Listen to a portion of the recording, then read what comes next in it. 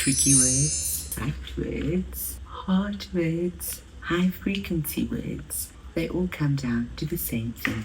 Very often we're going to find activities like this that ask the child to repeat. You'll also come across activities like this, which is okay because it's look and say, copy the word, but they don't really help it to stick. Your stronger children are going to get word activities like this immediately off the bat. They're going to know what to do with it. They're going to be able to copy it. But that is relying basically on their memory. And we're trying to move away from it because we want learners to be able to decode words by themselves. When you're going to introduce these hard words, you can do them one at a time. Let's look at the one, two. We know that this is the word two, but the child reads this as ta.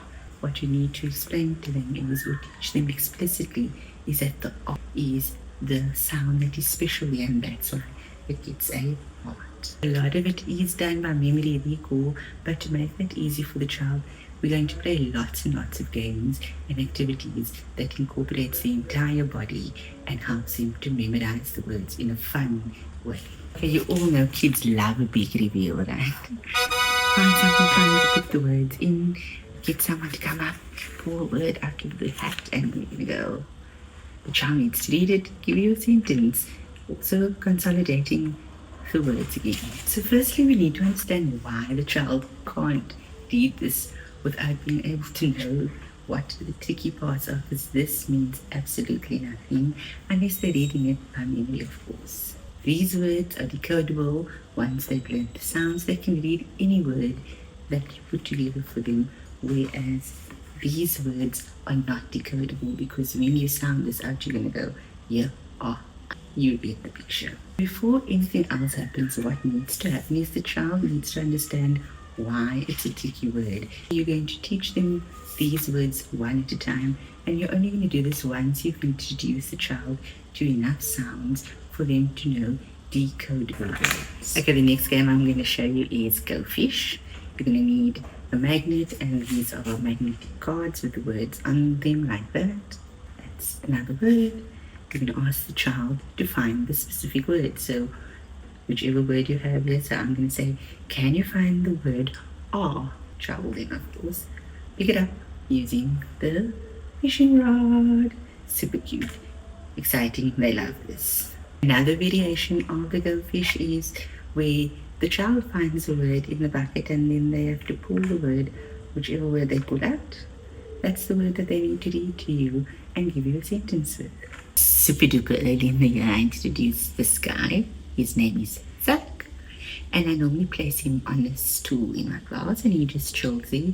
He normally has a board like this, and on there I normally write a message and the children will start reading it by themselves. This is my sneaky way of introducing them to the words without forcing them, and some of them who can read the words, they will read it. The other children will pick it up. I'll show you an example of what it was.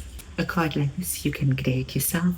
You can laminate it using a variety of styles of writing, asking the child to trace it, to draw bubbles in it, color it, and use it to trace but in a different way.